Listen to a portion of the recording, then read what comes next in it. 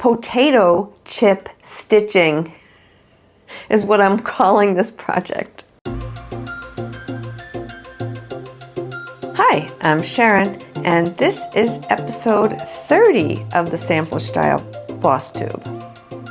Hi everybody, and welcome to episode 30. I am down here in my living room because I cannot record upstairs in my studio. It is probably about 90 degrees. I'm not exaggerating. It's an attic room and there is no air conditioning up there. And it is, let's see, the temperature today is 86. So maybe it's not quite 90, but it's too hot to record. My camera would overheat. I would overheat. So we're down here today. I'm going to make this is probably going to be a pretty quick show. I would rather have a shorter show and show you what I've been working on rather than not have any show at all or just like a long marathon show. I'm trying to record once a month, basically. So I just recorded a knitting show and I'm doing this back to back. I have everything set up and everything's down here and I'm like, you know what? I'm just gonna do this. So if you're interested in knitting, you can check out my knitting channel. It is called Knit Style. I show hand-dyed yarn from my hand-dyed yarn business and I talk about works in progress and I give knitting tips and yeah, we talk about knitting over there. But today over here, we're gonna talk about cross stitch. And I am pretty much a monogamous stitcher, I have found. But I'm trying to branch out a little bit. So I've been working on a peacock, a unicorn, and a badger. It is a stunning project. I'm going to show you that right now. I finished the whole left side last time I talked to you.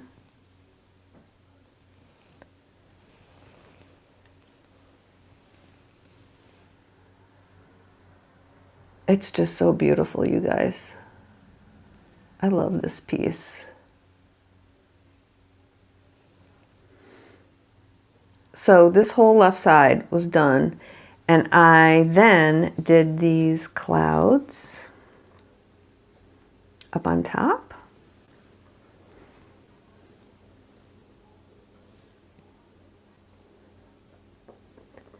They are really gorgeous. And then I have started the tree of life. So I really want to finish that tree of life and then, no pun intended, branch out from it and do everything next to it. So that is going to be my focus. And now that I've pulled this out, I want to work on it. And maybe I will tonight. So I haven't really touched it in a couple weeks and I'll show you why.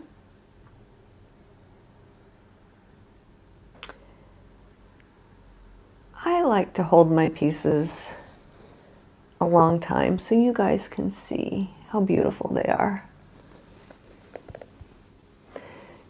If I'm known for anything, let me be known for really showing off my stitching and the stitches rather than rushing through every piece. I want you to see the beautiful stitches. I'm using a new lens, a different lens. It's not a new lens today, so I don't think I can get up really close. Maybe I can. I just want to make sure it's focusing. I don't know.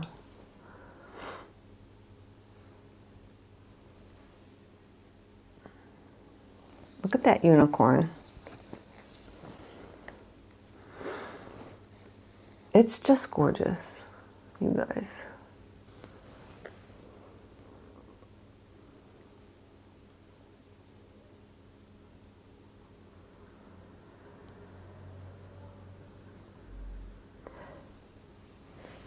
So enjoy. Feast your eyes.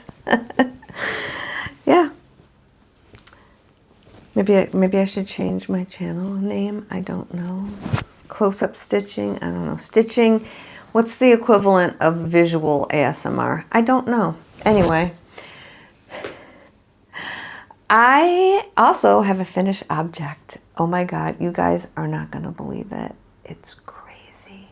So this has been on my needles for a long time. I want to say, I could look it up, maybe 20, 22, maybe 4 years, 3 years, at least 3 years. And it's really beautiful. It's a beautiful piece. This is Anne Gott, 1848, I think.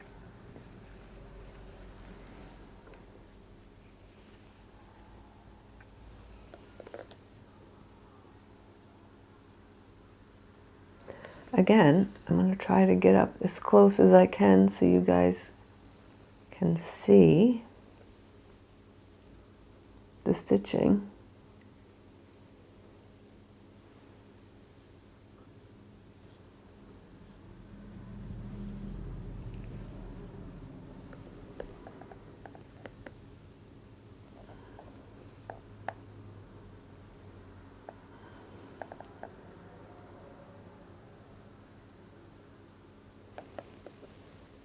That rose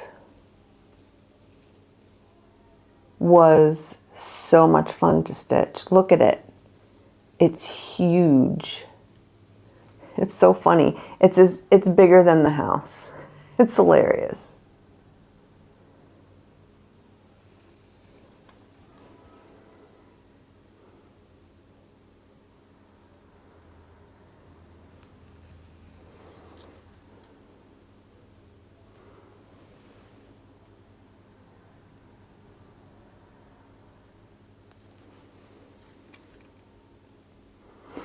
So let me talk about this piece. I'm going to hold it back here so you can see the whole thing. So I pretty much stitched it with all the I did stitch it with all the called for. And I just changed a few things on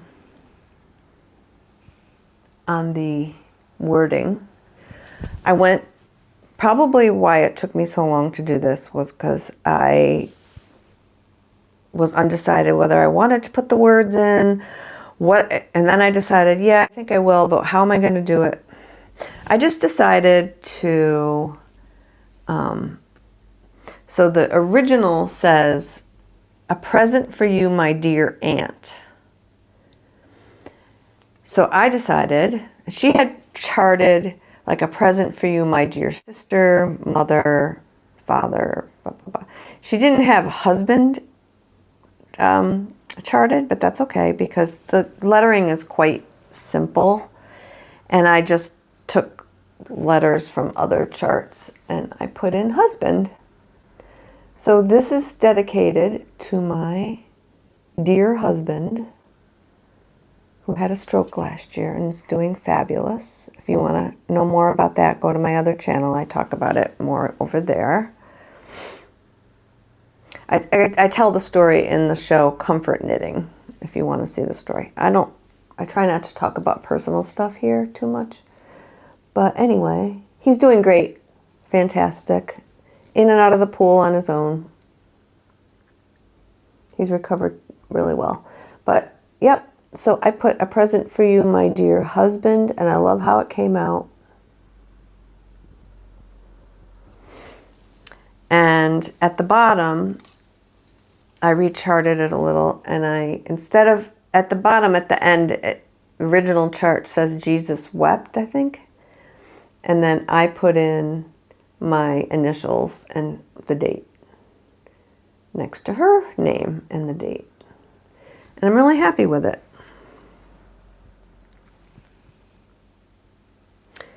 This will look beautiful in my home.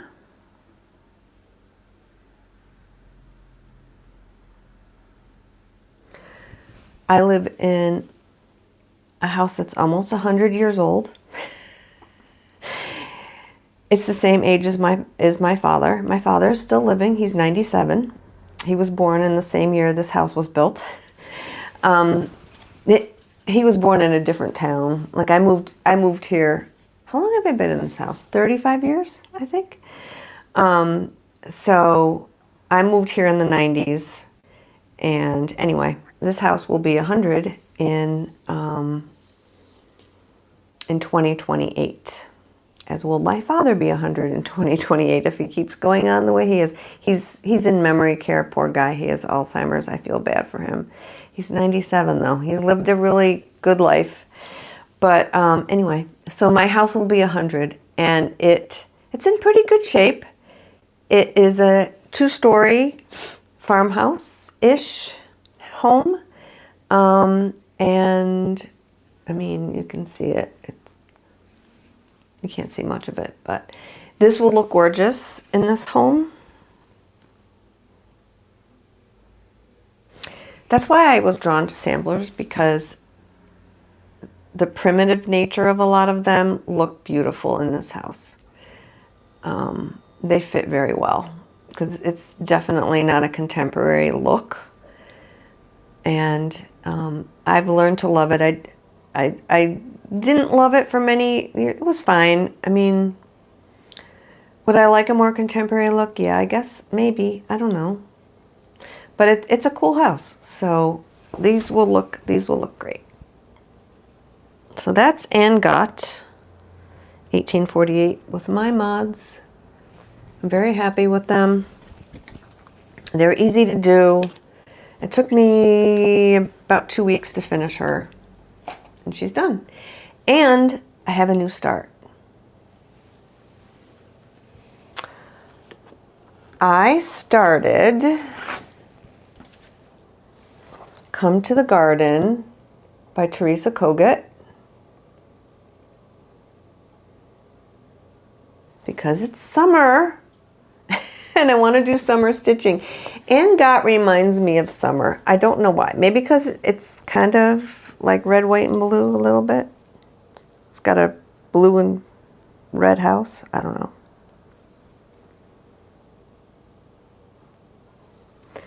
So I always work on Anne in the summer.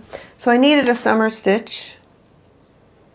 And so well, this isn't a new start.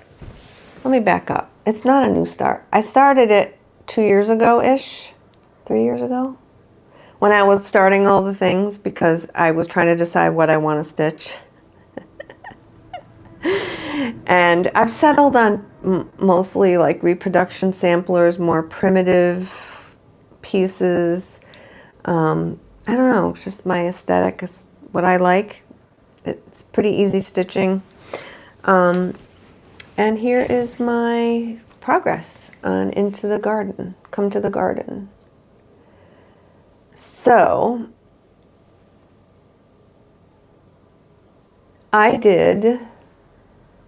this was done. I did all of this. The flowers were done and this bird was done. However, I realized I had made a mistake, and that bird was 1 stitch to the right more than I wanted.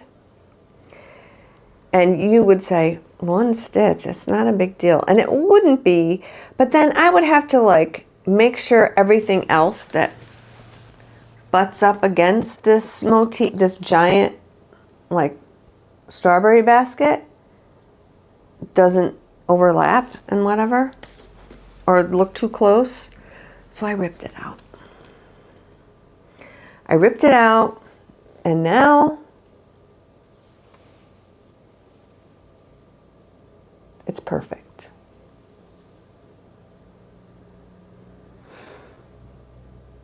Then I own a physical copy of this chart. And in order to make myself happy stitching this, I would have to scan it into my computer, or into my, scan it into my computer and put it on Markup RXP, which would have been fine. Although, I'm thinking to myself, when I decided to rework on this, I'm thinking, Theresa Kogut has a website. I wonder if she has this in PDF form. Oh, yes. So I bought it again. I bought it. It was $15. It's fine. I haven't, that's like the only thing I've bought this year, aside from a gift I gave to my daughter. So I bought the chart for this so I could load it into Markup RXP and I wouldn't have to spend time running up and down and scanning it and setting it up in Markup RXP. It took me like 5 minutes. It was great. So I'm stitching it though. I'm using my iPad mini, which is right over here. I'm using my iPad mini as a camera monitor. Let me show you some behind the scenes here.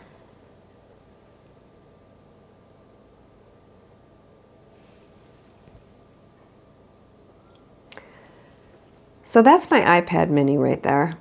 And I'm using it as a monitor so I can see if everything's in focus and whatever. That's my camera right there. And the iPad mini is fabulous, but it's a little, the canvas of it is a little small. I have a bigger iPad. It's right there. But when I'm outside and I'm hanging out on the deck, I use my big iPad and I watch stuff on that. Like I watch YouTube or I'll watch, Peacock or whatever. And I use my little iPad for, I use the little iPad for stitching. So it's a little bit of a smaller canvas and I love it because it's so portable. I can just, whip it around. It's not as big as my other iPad's a good size. It's not the big one. It's like the medium size one. But I love that little iPad because it's just so much more portable. However, it does have a smaller canvas. And when I was stitching these leaves, I wanted to get all these leaves done before I put the strawberries in.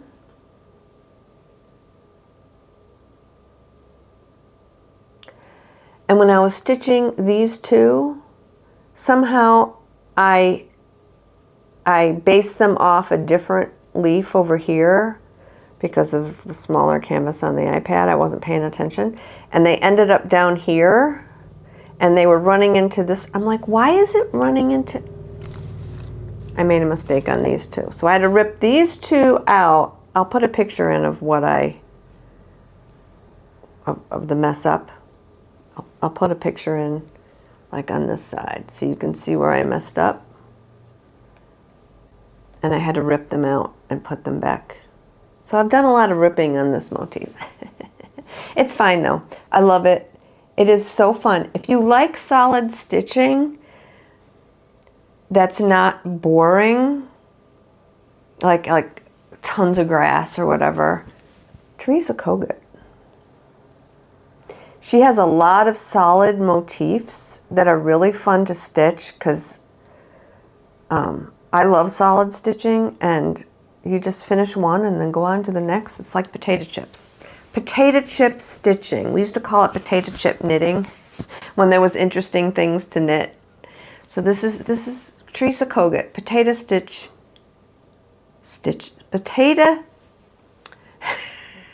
Potato chip stitching is what I'm calling this project. And I'm enjoying it. So that is what I've been working on. I'm really happy with all of my projects.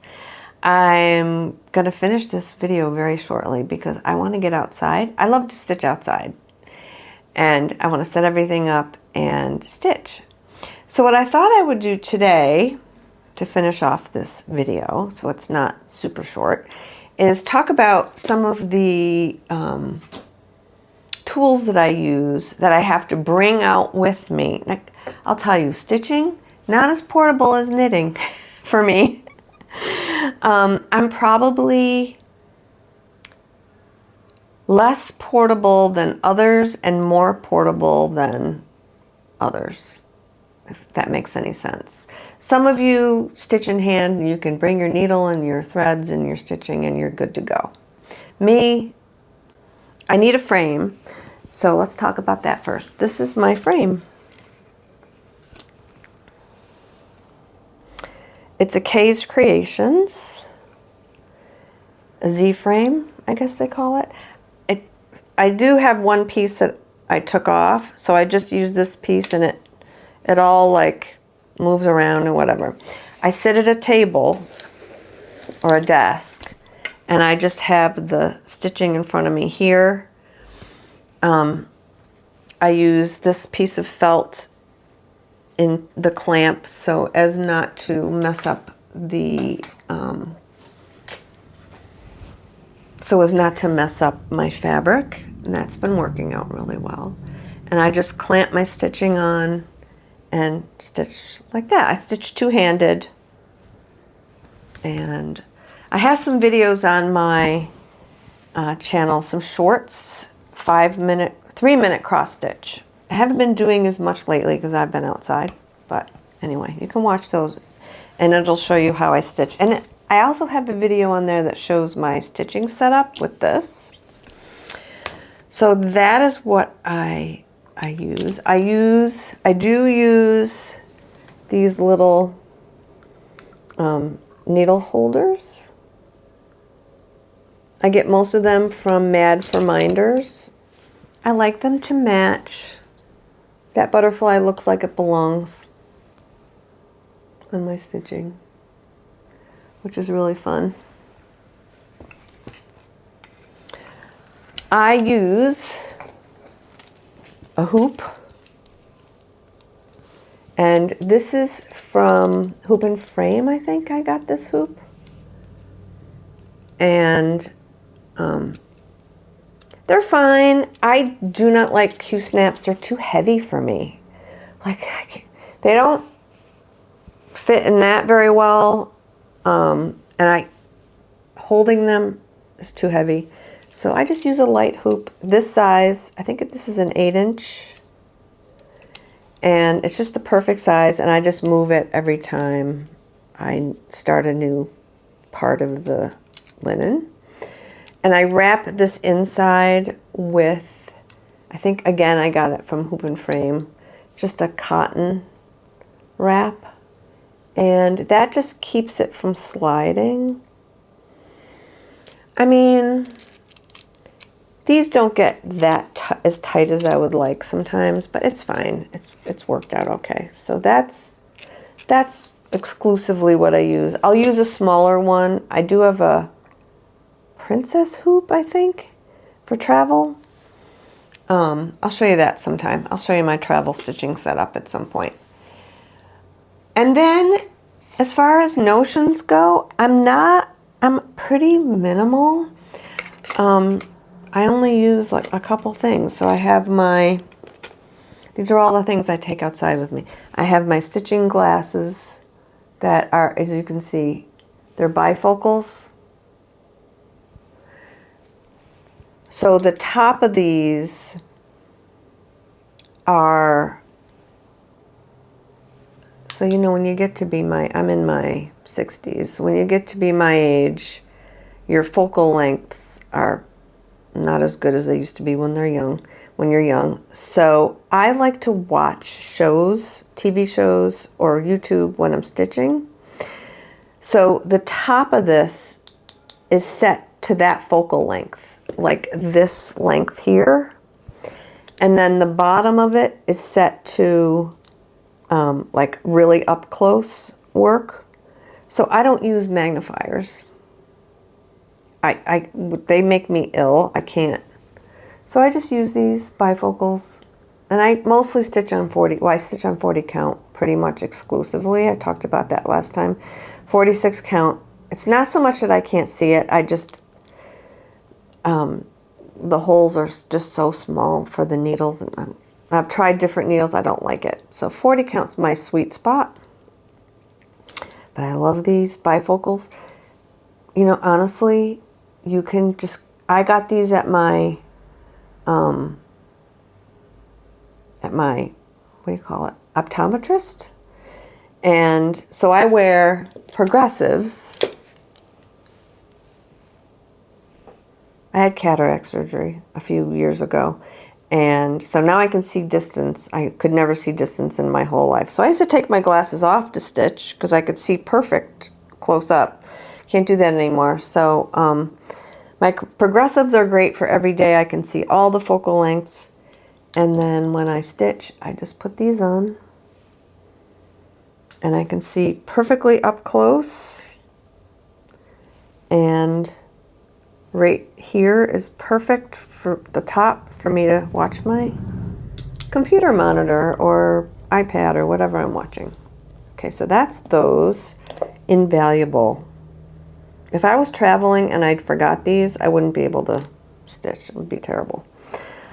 Okay, so then other notions. I use these needle threaders. I got them on Amazon. I'll link them down below. They just last. They don't break. You can get 40 of them for like a couple dollars. I mean, they're great. And then scissors wise, I have this cute little scissors holder on my desk. And I have 2 pairs of Kohanas. I like these. They can snip really. I do the pin stitch to start very often, and they snip really close. But then after a while, they loosened up a little. And I can't get the tips as close. Anyway, they're nice though. I do like them, and they're pretty. When I'm outside, I use these Dovos. Because they're pretty, like, I don't think they're going to break if I drop them or whatever. I have other scissors that I use for travel and stuff. But these are, I love these Dovos. They're just your basic Dovo. And they snip nicely. They get close to the fabric. And they're great. Love these. And then my other pair of Dovos, I got these on a D-stash. They're starting to make them again, though, from what I hear. These have the most sharp tips ever on a scissor. They're insane. Like, you could kill someone with these. They're so sharp. So they stay in here. I use these to rip stuff out when I really want to get under the stitch and snip it. So this adorable little scissor holder is on my desk, and of course it has sheep because of my knitting connection and my wool connection. And in case I don't know if she has any like this, but I got this from AlexandraRosie.etsy.com. She's an Etsy seller. So here is her card. I will link her down below. This is perfect. This is probably even too much. I don't need all this. This is enough. And I like this. This is a nice solid block where I safely keep my scissors. And then, of course, just a seam ripper for ripping out. I don't always use the seam ripper because I usually just try and rip out stitch by stitch with my needle. But sometimes that doesn't work and I need the big guns, and I use this ripper, and then these really sharp Dovos. So those are the tools that I'm using in 2025 for my outside stitching. Why don't you guys let me know what your favorite tools are? Do you have any recommendations that, you could give me maybe? My needles. I exclusively use Peacemaker needles. Let's see if I have a needle on here. They're very tiny, but yeah, these Peacemaker ones. Size 28, I think. They're shorter. They're kind of short. I like them because they're a little on the short side. Someone said that I'd like the colonial ones, bead ones. I don't know. I might try them. We'll see. Because I like a shorter needle.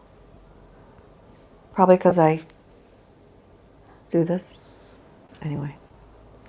Okay. I hope you have a good week. I hope you have a good month. I probably won't record till August. Let's see how much I can get done. I don't know. Have a good month. Enjoy the rest of your summer. Stitch something beautiful. And cheers.